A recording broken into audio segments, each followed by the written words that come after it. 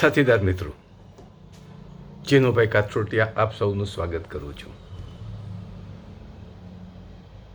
ઘણીવાર ઘણા વિડીયોમાં વાત કરી છે કે હવામાન વિભાગની જે એક સેટેલાઇટ આપણે ત્યાં છે, સેટેલાઇટની તસવીરો વારંવાર આવે છે. રોજ ઉઠો, ગૂગલ્સમાં જઈ IMD સેટેલાઇટ એવું અંગ્રેજીમાં લખશો એટલે તરત જ એ સેટેલાઇટની ઇમેજનું લખાણ આવશે. એ લખાણ ઉપર ફરીવાર તમે ટચ કરશો તો સેટેલાઇટની સંપૂર્ણ તસવીર આવશે. આજની આ તસવીર જોતાં એવું લાગે છે કે ફરીવાર સમગ્ર ગુજરાતમાં વરસાદી વાતાવરણનો બીજો રાઉન્ડ ચાલુ થયો છે.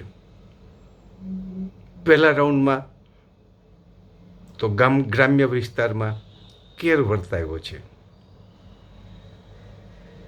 જ્યાં ખેતરોમાં પાણી ભરાયા છે, નદીઓ બેકાંઠે બની છે, બેકાબૂ બની છે, ખેતરોને ધોઈ નાખ્યા છે. ઘેડ વિસ્તાર, જ્યાં એક વખત 2 વર્ષ પહેલાં જોયેલું પણ છે, એ ઘેડ વિસ્તારમાં એનો મુશ્કેલીઓનો કોઈ અંત જ નથી. આખો જ ઘેડ વિસ્તાર બેટમાં ફેરવાઈ ગયો છે. આવું વારંવાર બને છે. તો આ સિઝન દરમિયાન બહુ સ્પષ્ટ છે, અતિવૃષ્ટિને કારણે ગામડાઓમાં, ગ્રામ્ય વિસ્તારોમાં ઘરવકરીને નુકસાન થયું છે, ઘરોને નુકસાન થયું છે, ગરીબોના ઝૂંપડા પણ તણાઈ ગયા છે, રહેવા માટે પૂરતી જગ્યાઓ પણ નથી. અને એની કરતાં સૌથી વધારે કફોડી સ્થિતિ ખેડૂતોની છે કે પહેલાં સારા વરસાદ પછીથી ખેડૂતોએ વાવણી પણ કરી લીધી હતી. લગભગ સૌરાષ્ટ્રમાં ને ગુજરાતમાં અને ઉત્તર ગુજરાતમાં, જેને આખો સમગ્ર ગુજરાત કહીએ, વાવણી પણ થઈ ગઈ હતી. પણ અતિવૃષ્ટિને કારણે આ તમામ પાકો, એટલે કે જેટલી વાવણી કરી છે, જેટલા ઉગેલા પાક છે, એ બધા નિષ્ફળ ગયા છે. અને હવે એવી કોઈ શક્યતા દેખાતી નથી કે એ મોલાત પાછી ઉજરે, અને કદાચ ઉજરે તો એમાં ખેડૂતોને કંઈ ન વળે, ખેડૂતોનું બિયારણ પણ ન થાય. પણ એવી પણ શક્યતા નથી. બીજા રાઉન્ડ પછીથી એ શક્યતાઓ પણ જતી રહેશે. હજી સુધી અત્યારે ખેડૂતો કહેતા કે સારો વરસાદ થઈ ગયો છે, મોલાત સારી છે, પણ આ બીજા રાઉન્ડ પછીથી એ આશા પણ ખલાસ થઈ જશે. આવા સંજોગોમાં ખેડૂતોનું કોણ? કોઈ નહીં. ખેડૂતોનાય પણ નથી તો ખેડૂતો માટે સરકાર શું કરે? ખેડૂતોના પણ નથી. એટલા માટે વાત કરવી પડે છે કે ખેડૂતો મુશ્કેલીમાં આવે છે ત્યારે રાજકીય પક્ષના એ 2-4 નેતાઓ કૂદી પડે છે, પાક વીમાની વાત કરે છે, સરકાર ખેડૂતોને વળતરની વાત કરે છે, 1-2 આંદોલન કરે છે. પણ મિત્રો, આંદોલન કે આવેદનથી આ સરકાર કોઈ સાંભળવાની નથી. વર્ષોથી અમે જાણીએ છીએ. 1996-97 2 વર્ષના, 96-97 નહીં પણ 1976-77ના અમારા સૌરાષ્ટ્ર ગ્રામ્ય યુવા મંડળનો અનુભવ પણ છે. સરકારને તમે આવેદનપત્ર આપો, તમારી મુશ્કેલીની રજૂઆત કલેક્ટર સમક્ષ કરશે, સહાનુભૂતિ બતાવશે. સહાનુભૂતિમાં કોઈ ગવર્મેન્ટ અધિકારીઓ પાછી પાની નહીં કરે, કોઈ ધારાસભ્ય કે કોઈ મંત્રી નહીં કે હા ચોક્કસ જોઈશું, તમારા માટે અમે સહાનુભૂતિપૂર્વક અમે કામ કરીશું. બસ આટલા શબ્દોથી ત્યાં સમાપ્ત થઈ જાય છે. પછી ફાઇલો બધી અધ્ધર થઈ જાય છે અને તમારા ખેડૂતોના આવેદનપત્રો છે કચરા ટોપલીમાં વહી જાય છે. આવા કેટલાય આવેદનપત્રો આપ્યા પછીથી અમે અમારું સૌરાષ્ટ્ર ગ્રામ યુવક મંડળને વિખેરી પણ નાખ્યું હતું. ઓફકોર્સ સદનસીબે એમાંથી ચિમનભાઈએ કિમલોપ નામના પક્ષની સ્થાપના કરી હતી અને અમે અમારું ગ્રામ યુવક મંડળ એ વિખેરી નાખ્યું હતું. તો એનો વિકલ્પ કોઈ નહોતો. ખેડૂતોના નેતાઓ પોતાની સત્તા ટકાવી રાખવા માટે અથવા આગળ આવવા માટે, ફરીવાર ચૂંટણીઓ જીતવા માટે આંદોલન કરાવશે. 2-4 દિવસ કૂદી પડશે, 2-4 દિવસ ભૂખ ઉપવાસ ઉપર પણ કરશે, પછી બાનું શોધીને એ પારણા પણ કરશે. તો આવી પરિસ્થિતિમાં ખેડૂતોનું કોણ? બીજી વાત આવે છે કે આપણા ત્યાં ખેડૂતોમાં જુદા જુદા રાજકીય પક્ષોના સંગઠનો છે. કોંગ્રેસનું પણ ખેડૂત સંગઠન છે, આમ આદમીનું પણ ખેડૂત સંગઠન હમણાં છેલ્લું નવું થયું હતું, અત્યારે ઓલમોસ્ટ વિખરાઈ પણ ગયું છે. અને ભાજપનો કિસાન સંઘ વર્ષો જૂનો જાણીતો છે. ખેડૂતો માટે એ સંઘે અનેક સભ્યો કર્યા છે, જુદી જુદી શિબિરો યોજી છે, પણ ખેડૂતોના હિત માટે, ખેડૂતો તકલીફમાં આવે ત્યારે એના માટે કોઈ કામ કરી શકતા નથી. અને છેવટે આંદોલન કર્યા પછીથી નેતાઓના વાલા થઈ જાય છે, નેતાગીરી ઊભી કરે છે અને પારણા કરીને વિખરાઈ જાય છે. 2 વર્ષ પહેલાં છેલ્લે ગાંધીનગરમાં લગભગ 1 મહિનો સુધી કિસાન સંઘનું આંદોલન ચાલ્યું. એનો અંત કેવી રીતે આવ્યો? બસ આ જ રીતે. એની પાછળ 27 કે 28 માગણીઓ હતી કે 17 કે 18 માગણીઓ હતી.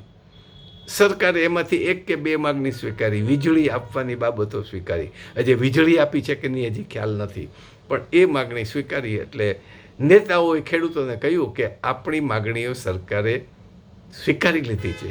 ખેડૂતોને આનંદ ભયો થયો અને વિખરાઈ ગયા. અને એ માગણી, એ વીજળીની માગણી કેટલા અંશે સ્વીકારી એ કાંઈ નક્કી નથી. અને ખેડૂત પણ લાચાર છે. એની પાસે સબળ નેતાગીરી નથી કે સરકારને નમાવી શકે, સરકારને ઉખેડી શકે એવી સબળ નેતાગીરી નથી. અને નેતાગીરી હશે તો કોઈને કોઈ રાજકીય પક્ષના નેતાઓ આવીને ઊભા રહેશે. જેમ ભારતનું 2-3 વર્ષ પહેલાંનું જે કિસાન આંદોલન છે એ પણ અનિર્ણાયક પરિસ્થિતિમાં વિખરાઈ ગયું.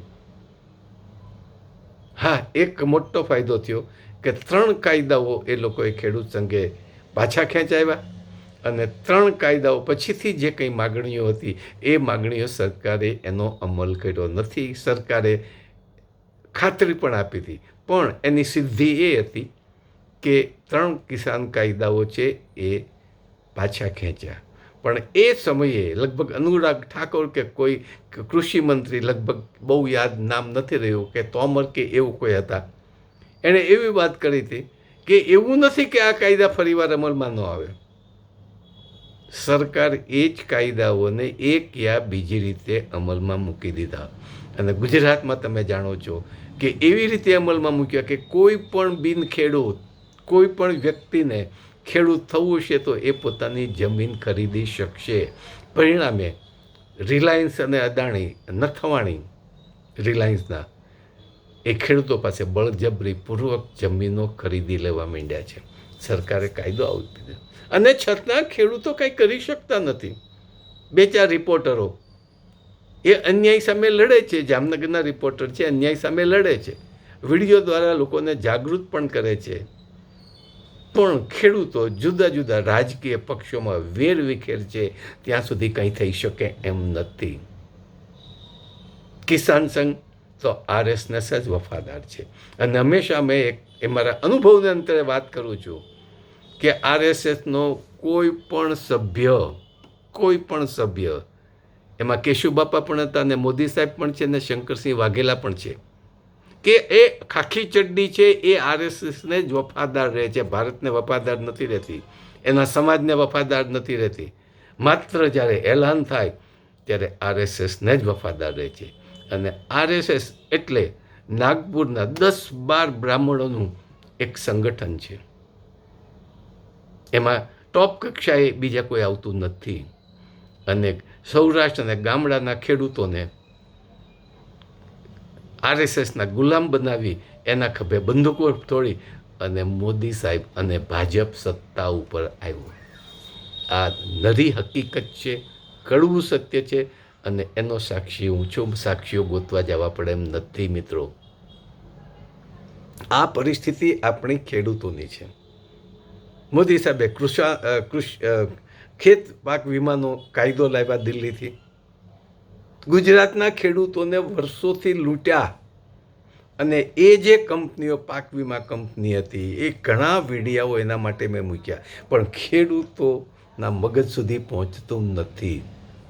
અને એ કંપનીઓ મોદી સાહેબ સાથે સંકળાયેલી કંપનીઓ હતી, ઉચ્ચ કક્ષાએ સંકળાયેલી હતી. એમાં કદાચ હું ન ભૂલતા હોત તે અંબાણીની પણ કંપની હતી. આ કંપનીઓએ ખેડૂતોના પાક વીમા ચૂકવ્યા જ નથી. જ્યાં જ્યાં વગવાળા ધારાસભ્યો હતા એના વિસ્તાર, સ્થાનિક વિસ્તાર, મર્યાદિત વિસ્તાર પૂરતા પાક વીમા ચૂકવ્યા અને પ્રોપેગેન્ડા કર્યા કે અમે ખેડૂતોને પાક વીમા ચૂકવ્યા છે. અરે પાક વીમા તો શું કે એના પ્રીમિયમ પણ અમે પાછા મળ્યા નથી. પાક વીમો કેન્સલ કર્યો પછી મોદી સાહેબે પાક વીમાને રદ કર્યા પછી પણ જે એ વખતે ત્યાર પછી પણ જેટલા ખેડૂતોના પ્રીમિયમ લીધા છે મોદી સાહેબની સરકારે એને પ્રીમિયમો પણ પાછા ચૂકવ્યા નથી. એટલે જ વાત કરું છું, ખેડૂતોનું કોઈ નથી, પણ એના માટે ખેડૂત પોતે જ જવાબદાર છે. આજે ઘણા ખેડૂત મિત્રો જે મારા મિત્રો છે, અંગત મિત્રો પણ છે, જે કોઈ કોંગ્રેસના તાલુકા પંચાયતમાં હશે, સભ્ય તરીકે હશે, જુદા જુદા રાજકીય પક્ષના પ્રતિનિધિ તરીકે કોઈને કોઈ સંસ્થામાં કામ કરે છે, એને પણ વાત કરું છું. તો ખેડૂતો માટે તો એક થાવ, તમે તમારા માટે એક થાવ. તમારા પક્ષને વળગીને ન જો. તમારો પક્ષ તમને હાથા બનાવી અને તમારું શોષણ કરે છે. પણ ના, અમે તો ભાઈ કોંગ્રેસમાં ગયા પછી અમે કોંગ્રેસ નહીં છોડીએ. પણ કોંગ્રેસે તમારું અહિત કર્યું એનું શું? એ જ વસ્તુ આમ આદમી પાર્ટીમાં પણ છે. આમ આદમી પાર્ટી સંકળાયેલું કિસાન સંગઠનોને 2 વર્ષ સુધી સતત સમજાવ્યા છે. અમે તો આમ આદમી પાર્ટીમાં જ રહેવાના છે. એમાં કિસાન સંઘવાળા તો માત્ર ને માત્ર RSSને વફાદાર છે. એક કોઈ દિવસ છોડે નહીં, કારણ કે એના મગજમાં RSSનું એવું ભૂત ભરાવી દીધું છે, એવી કંઠી બાંધી દીધી છે, જેમ ધાર્મિક કંઠીઓ બાંધે છે એવી રીતે આપણે અમુક સંપ્રદાયમાં જાણીએ છીએ કે જે બહેનોને મોઢું પણ નથી જોતા પણ બહેનો ઉપર બળાત્કાર તો કરે છે. અને એની સામે આખા સમાજે હવે પડવું પડ્યું છે. એ પંથના સમાજ પડ્યો છે આગળ કે હવે તમે હદ થઈ ગઈ છે, તમે ધર્મને વટલાવી નાખ્યો છે, ધર્મને ખાતરાને કાઢી મૂકો. છતાં સંપ્રદાયના મુખ્ય માણસો છે એ એના સ્વામીઓને છોડવા માગતા નથી, કારણ કે એ ટુ ઝેડ સુધી સડો છે. એવી જ રીતે આજે જ ગુજરાતના સમાચારની અંદર આખા જ અમદાવાદના લિસ્ટ આવ્યું છે બ્રિજના, કે જેમાં હજી તાજેતરમાં છેલ્લા 2-4 વર્ષમાં કે 5 વર્ષમાં બનેલા બ્રિજ છે, જેમાં ગાબડા પડ્યા છે, એમાં તિરાડ પડ્યા છે. 1 દિવસ પહેલાં સુરતનો મેટ્રો બ્રિજ તૂટી પડ્યો છે, નમી ગયો છે, કોલમ ફસાઈ ગઈ છે. એની વારંવાર રજૂઆત છતાં ભૂપેન્દ્રભાઈ કાંઈ ન કરે, કારણ કે ભૂપેન્દ્રભાઈ ઉપર દિલ્હીનું દબાણ છે અને એ બધા કોન્ટ્રાક્ટ દિલ્હીના કહેવાથી અપાય છે. બ્લેક લિસ્ટમાં મૂકેલા કોન્ટ્રાક્ટરોને અપાયા છે. અને એની સાથે સીધા મોદી સાહેબના છેડા અડે છે. જ્યાં સુધી ઉપરથી કાંઈ ન આવે ત્યાં સુધી ભૂપેન્દ્રભાઈ પણ ગુજરાતને વફાદાર નથી. ભૂપેન્દ્રભાઈ દિલ્હીને વફાદાર છે, નરેન્દ્ર મોદીને વફાદાર છે, અમિત શાહને વફાદાર છે. ગુજરાતની જનતાને વફાદાર નથી. ગુજરાતની જનતાએ એને ચૂંટીને મોકલ્યા છે અને પછી મુખ્યપ્રધાન થયા છે, છતાં ભૂપેન્દ્રભાઈ કે આપણો કૃષિ મંત્રી કે આપણા મંત્રીઓ, ગુજરાતનું મંત્રીમંડળ ગુજરાતના નાગરિકોને વફાદાર નથી. એ ભાજપને વફાદાર છે. ભાજપ શબ્દ તો હોયો ગયો છે. મોદી શાસનને વફાદાર છે, પણ લોકો માટે કંઈ કરી શકશે નહીં, કારણ કે જ્યાં સુધી ઉપરથી ઓર્ડર ન આવે ત્યાં સુધી કંઈ પણ નહીં થાય. ગુજરાતને મેટ્રો બુલેટ ટ્રેનની જરૂર નથી, પણ ટ્રેનો સારી આપો એની જરૂર છે. જે ખખડતી ST સારી આપે એવી જરૂર છે. સારા રોડ રસ્તાની જરૂર છે. હવે આવું બધું આપણે કંઈ થાકી ગયા છીએ. હવે આપણે એવું કહેવું નથી. હવે આપણે એક જ વસ્તુ પર આવવું છે કે આ સરકારને કેવી રીતે હાંકી કાઢાય. કળયુગનો નાશ કરવો હોય તો ભાજપને ભગાડો, ભાજપના શાસનનો અંત લાવો. ખેડૂતોને વિકાસ જોતો હોય, ખેતી સદ્ધર કરવી હોય, ખેત કૃષિ અર્થતંત્રને સદ્ધર કરવું હોય તો એક જ માત્ર ઉકેલ છે આ શાસકોને. ભાજપની સરકારે આપણને ખૂબ લૂંટ્યા છે. એટલું જ નહીં પણ આજના તારીખમાં બહુ સ્પષ્ટ વચ્ચે જીવન અને સ્વાસ્થ્ય વીમા પર, જીવન અને સ્વાસ્થ્ય વીમા જેને આપણે પોલિસી લઈએ છીએ, એટલે કે જ્યારે આપણે ઓપરેશન કરાવીએ છીએ એના માટે તેને વીમા કંપની આપણને પૈસા ચૂકવી આપે છે. અને અમેરિકામાં એક કોમન છે જ્યાં દરેક નાગરિકે આવો વીમો લેવો પડે છે, નહીંતર એના ખર્ચ સહન કરી શકતો નથી. એને સીધી વીમા કંપનીઓ પેમેન્ટ કરી આપે છે હોસ્પિટલને.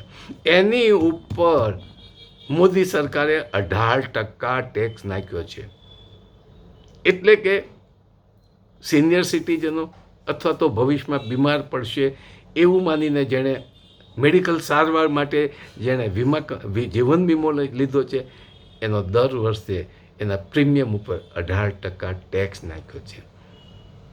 મોદી સાહેબે કોઈને છોડ્યા નથી, બીમાર માણસોને છોડ્યા નથી, મરણ પથારી ઉપર બેઠેલા દર્દીઓને પણ છોડ્યા નથી, યુવાઓને તો છોડ્યા જ નથી, કોઈને છોડ્યા નથી. વિકલ્પ શું છે? માત્ર એટલે આપણે એક જ વસ્તુ માટે દ્રઢ નિરાધાર બની અને આપણે એક આંદોલન કરવું પડશે કે ખેડૂતોને તાત્કાલિકપણે આ વરસાદની સિઝન જાય એટલે 15 દિવસમાં કે દરેક ખેડૂતને આખા ગુજરાતમાં, ફરીવાર સાંભળજો મિત્રો, તૈયાર થાવ, આગળ વધવું પડશે. દરેક ખેડૂતને તેના જમીનના પ્રમાણમાં સ્ટાન્ડર્ડ ક્વોલિટીનું બિયારણ આપે અને ખાતર આપે અને જંતુનાશક દવા સરકાર ફ્રી ઓફ ચાર્જ આપે, કોઈ પણ પૈસો લીધા વગર આપે. કારણ કે ખેડૂતો પાસે એવો પૈસા નથી અને ખેડૂતો છેવટે ફરીવાર વાવણી કરવા માટે જ્યારે દોડશે ત્યારે વ્યાજે લેવા પડશે. વ્યાજના ચક્કરમાંથી ખેડૂતો બહાર નીકળતા નથી અને કેટલા ટકા વ્યાજે લીધેલી કરતાં અનેક ગણી રકમ ચૂકવાય છે, છતાં શાહુકારો, શોષણખોરો એને પીછો છોડતા નથી અને છેવટે આત્મહત્યા કરવી પડે છે. અને મિત્રો, જેમાં ઊંડો ગયો છું ત્યારે મેં જોયું છે જામનગર શહેરમાં જે શોષણખોરો છે એમાં મોટા ભાગના ભાજપ સાથે સંકળાયેલા છે, હિન્દુત્વના સંગઠનો સાથે સંકળાયેલા છો. આ કોઈ પણ અતિશયોક્તિ નથી. એનું લિસ્ટ આપો એટલે હું તમને કહી દઈએ કે હિન્દુત્વ સાથે સંકળાયેલા છે. અને ભાજપની મત બેંક જાળવી રાખવા માટે થઈને ભાજપે એનો છૂટો દોર આપ્યો છે. ભાજપના શાસનમાં જે અસામાજિક તત્વો છે એ ફાલ્યા ફૂલ્યા છે એટલા માટે કે એને મત બેંક જાળવી રાખવા માટેની સંપૂર્ણ જવાબદારી સાથે કોઈ પણ કાર્ય કરવાની છૂટ છે. અને આની સાબિતી માટે જો સરકારે જોઈતું હોય તેના જેટલા શોષણખોરો છે, જેટલા વ્યાજવટોનો ધંધો કરે છે એનું લિસ્ટ આપે એટલે એમાંથી ટીક આઉટ કરીને આપી દઈશ. તો ખેડૂતો વ્યાજે લઈને ઘણીવાર મેં એ પણ જોયું છે કે સહકારી બેંકનું ઉલટફેલ કરવા માટે, વર્ષના અંતે દેવું ચૂકવવા માટે 24%થી પૈસા લે છે, મહિનામાં પાછા આપી દે છે અને એને ફરજ પડે છે. તો ખેડૂતો માટે સરકાર છે જ નહીં. તો આપણે કટિબદ્ધ થવું પડશે. એમાં 2 વિકલ્પ છે, વારંવાર કહું છું. જે મજૂરોને અન્યાય થાય ત્યારે મજૂરો હડતાલ પાડે છે અને છેવટે ઉદ્યોગપતિઓ નમવું પડે છે, કારણ કે એનું બધું જ ખોરવાઈ જાય છે. તો ખેડૂત મિત્રોને એક જ અપીલ કરું, આ નેગેટિવ નથી પણ સત્યાગ્રહની પદ્ધતિ છે. નેગેટિવ નથી, નકારાત્મક નથી, ગુજરાતના લોકોને ભૂખે મારવા માટેની વાત નથી. પણ ગુજરાતના શહેરના લોકો જો ખેડૂતોને, અન્યાય થતા ખેડૂતોને મદદ માટે, એટલે કે એને ન્યાય અપાવવા માટે જો શહેરી વિસ્તારના લોકો બહાર ન નીકળતા હોય, નોકરિયાતો બહાર ન નીકળતા હોય, તો એમને સબક શીખવવા માટે એક જ કરવું પડશે કે ખેડૂતો તમારા જીવન જરૂરિયાત પૂરતું જ વાવો, બાકીનું વાવણી બંધ કરી દો અને તમારું જીવન સાદું કરો. મોબાઈલને ફેંકી દો એકવાર. તમાકુ માવા, રોજના 25-30 રૂપિયાના તમાકુ માવા ખાવાનું બંધ કરો. અને ઘણા ખેડૂતો એમ કહે છે કે અમે ક્યાં ખેતી કરીએ છીએ, ગોધરાવાળા ખેતી કરે છે. હવે ગોધરાવાળાને પાસે ખેતી કરવામાં એને હજારો રૂપિયા એડવાન્સ આપવા પડે છે, એને ખાવા પીવાનું આપવું પડે છે, એને એક દીકરા જેવી સવલતો એની સાચવવી પડે છે. આ જોયેલું નહીં પણ હકીકત છે. મારી ગ્રીન સિટીમાં એક મારી સામે રહેતા જેની પાસે 100 વીઘા જમીન છે, એ ખેડૂત પોતાના ઘરમાં સારું ન ખાય પણ ગોધરાવાળાને એણે સારું ખવડાવવું જોઈએ. આ પરિસ્થિતિ ખેડૂતોની છે. કંઈ ન કરે ખેડૂત, માત્ર એક જ કામ કરે.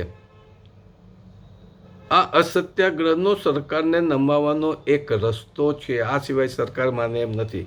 તમારી પાસે જેટલી બધી જમીન છે એમાંથી 1-2 વીઘામાં તમને થાય એટલું તમે અનાજ વાવો. તમારે મગફળી જેટલું તેલ જોતું એટલે મગફળી વાવો, બાકી વાવવાનું બંધ કરી દો. શહેરના લોકોને પણ ખ્યાલ આવશે કે આપણે ખેડૂતોને ન્યાય અપાવવા માટે બહાર નથી નીકળતા તો આપણે પણ ભોગવવું પડે. અને જેની પાસે દુજાણા છે એ દહીં, છાશ ને દૂધની અંદર પોતાનું જીવન વિતાવે. શહેરમાં મોકલવાનું પણ ઓછું કરી નાખો. ઘાસચારો ન હોય, ઘાસચારા માટે તમારી વ્યવસ્થા કરો, કડબ વાવો, અને એ કડબમાંથી મકાઈને બહાર વેચવાની નથી, તમારા પશુઓને એટલું તો તમારી પાસે હશે કે પશુઓના ઘાસચારા માટે તમે કડબ વાવી શકો, અને કંઈ ને કંઈક તમારા માટે થઈને. અને જે સારો ખેડૂત છે એ નબળા ખેડૂતને થોડી મદદ કરે, અને નબળો ખેડૂત એને પૈસા આપી જ દેશે.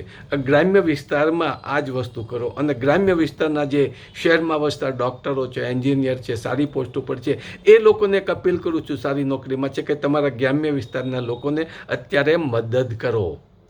તમારી પાસે કરોડો રૂપિયા છે, ડૉક્ટરો તો ગામડાના લોકોને પણ લૂંટ્યા છે. તો તમારા ગામમાં જઈ, તમારી પાસે કેપેસિટી પણ છે, માત્ર બિયારણ એમને મફત આપો. અને સાથે સાથે ઉદ્યોગપતિઓને પણ એક અપીલ કરું છું કે તમે કરોડો રૂપિયાનો નફો કરો છો, એ નફામાંથી 10% નફો ખેડૂતોને બિયારણમાં વાપરો. ખેડૂતો તમને ક્યારે નહીં ભૂલે, પણ નહીં કરે. કારણ કે આ તો કળયુગનું શાસન છે. ભૂતકાળની અંદર હતું કે અમદાવાદના બચાવવા એ વખતના અમદાવાદના નગર શેઠે અમદાવાદના બાદશાહેને પોતાની થેલી ખોલી દઈ મૂકી દીધી હતી. લ્યો, એવી રીતે ભામાશાહે સ્વતંત્રતા માટે મહારાણા પ્રતાપને પોતાનું બધું જ ધન સમર્પિત કર્યું હતું. આવા ભામાશાહ અત્યારે નથી આપણે ત્યાં, લૂંટારાઓ છે. અને જેટલી વીમા કંપનીઓ અત્યાર સુધીમાં કરોડો રૂપિયા નફો કરીને જતી રહી છે, બંધ કરી દીધું છે. એની પાસેથી આપણે પૈસા પાછા લેવા છે, અને એના માટે જવાબદાર શાસકો પણ છે. તો મિત્રો, આટલું કરો. આંદોલન કરીશું તો નિરર્થક પણ જશે, કોઈ સાંભળવાના પણ નથી. આપણા આવેદનો કચરા ટોપલીમાં પણ જશે.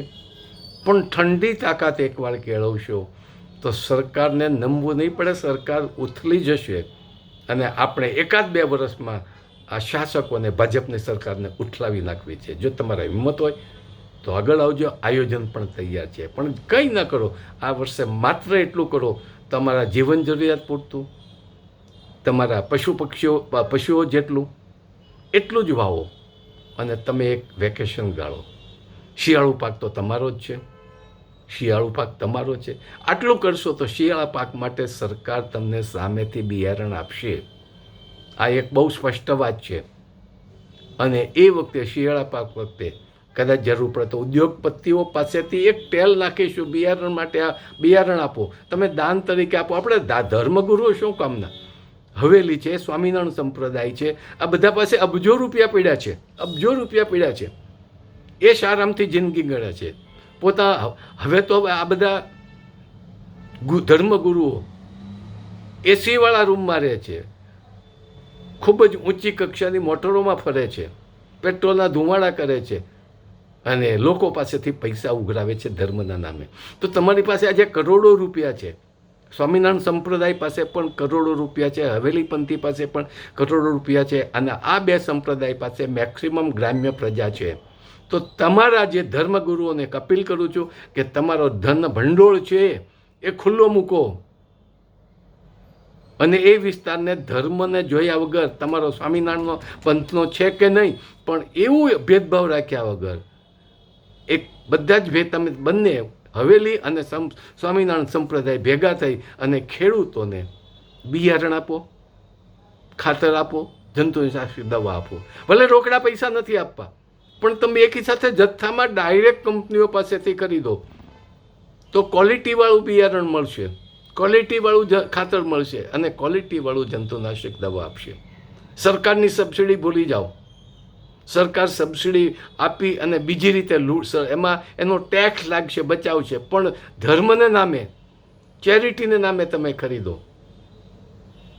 તો સરકાર વચ્ચે નહીં આવે, ટેક્સમાં પણ માફી આપશે અને તમારા સપોર્ટની અંદર ખેડૂતો ઊભા હશે એના ટેક્સ માફી કરાવવા માટે થઈને. અમે ઊભા છું અને જો સરકાર નહીં માને તો સરકારને તગેડી મૂકીશું. હિંમત છે, ખેડૂતોએ તૈયાર રહેવું પડશે. ફરીવાર એક અપીલ કરું છું ધર્મગુરુઓને, સ્વામિનારાયણ અને હવેલી પંથીઓને, કે તમારો ખજાનો છે અત્યારે ખેડૂતોને ટેકો આપવાની જરૂર છે. ખેડૂતો પાયમાલ થઈ ગયા છે, નાના ખેડૂતો પાસે કાંઈ નથી રહ્યું, ઘર વકરી પણ ખલાસ થઈ ગઈ છે ઘણી વિસ્તારમાં, અને એને તમે ટેકો આપો, મદદ કરો. જેમ કિસાન, જ્યારે ભારતમાં દિલ્હીમાં કિસાન આંદોલન વખતે શીખોના લંગરો, શીખોના ધર્મગુરુએ પોતાના ભંડારો ખોલી દીધા હતા, લંગરો ઊભા કરી દીધા હતા, અને ત્યારે એની સાથે સાથે ગામડાઓમાંથી ટ્રેક્ટર ભરાઈને અનાજ આવતું હતું. પણ શરૂઆત શીખ ધર્મના લંગરે કરી હતી. એમ તમે એકવાર શરૂ કરો, ધર્મગુરુઓને વિનંતી કરું છું. અને જો ધર્મગુરુઓ આ વસ્તુ કરવા ન હોય, માગતા ન હોય, તો માનવતાની કે ધર્મની કોઈ પણ આડ રાખ્યા વગર એ ધર્મગુરુને છોડી મૂકો, ધર્મગુરુને રોડ ઉપર લાવી દો. ધર્મગુરુને પણ આંખ ઉઘડશે, કારણ કે એની પાસે પૈસા ક્યાંથી આવશે, એની પણ આંખ ઉઘડશે કે આપણે પણ આપણા સંપ્રદાયના લોકોને, અનુયાયીઓને લૂંટ્યા છે, પણ એ લૂંટનો બદલો આપણે વાળી શકતા નથી. અને ખેડૂતો પણ સમજે, નક્કી કરે કે કોઈ જે પંથના ધર્મગુરુ જો બહાર ન નીકળવા માગતા હોય તો તાત્કાલિક રીતે જાહેરમાં નક્કી કરે કે અમે આ સંપ્રદાય છોડી દીધો છે, અમે માત્ર ભારતના નાગરિકો જ રહીશું, ભારતના નાગરિકો જ રહીશું, માનવતા અમારો મુખ્ય ધર્મ રહેશે અને રાષ્ટ્રપ્રેમ અને માનવતા અમારા ધર્મ ઉપર ચાલીશું. અમારે કોઈ સંપ્રદાયની જરૂર નથી અને કોઈ સંપ્રદાય તમને સ્વર્ગ અપાવી શકશે નહીં. સ્વર્ગ કોઈએ જોયું નથી, કોઈ સંપ્રદાયના ધર્મગુરુએ જોયું નથી. કલ્પનાથી લોકોને ડરાવી અને તમને ગુલામ બનાવ્યા છે, ધાર્મિક ગુલામ બનાવ્યા છે. હું શ્રદ્ધા રાખું છું કૃષ્ણ ઉપર, ચોક્કસ કૃષ્ણને ગુરુ તરીકે માન્યા છે, અને કૃષ્ણની જે ગીતા છે એ ગીતા નું શરીરમાં એક લોહીમાં ઉતાર્યું છે ગીતાનો સારાંશ. અને ગીતામાં પ્રકૃતિનું જ વર્ણન છે, કે મૂર્તિ પૂજાનું કે કોઈ ધર્મનું વર્ણન નથી. કૃષ્ણએ એમ પણ નથી કહ્યું કે તમે મારા શરણે આવો. પ્રકૃતિ, કૃષ્ણ એટલે પ્રકૃતિનું સ્વરૂપ. ક્યારેક ગીતા ઉપર પણ વાત કરીશું. તો ગીતાને પણ અનુસરો. તમારા વૈષ્ણવ સંપ્રદાયને અનુસરવાની જરૂર નથી. જો વૈષ્ણવ સંપ્રદાય તમને મદદરૂપ થતો હોય આવા કટોકટીના સમયે, જો સ્વામિનારાયણ ધર્મના ધર્મગુરુઓ તમને મદદરૂપ થતા હોય તો એની સાથે જો, નહીં તો રાજકારણીઓની માફક વર્તતા ધર્મગુરુઓનો પણ બહિષ્કાર કરો. બાકી કદાચ આપણે આંદોલન કરશું તો એનો કોઈ અર્થ નથી.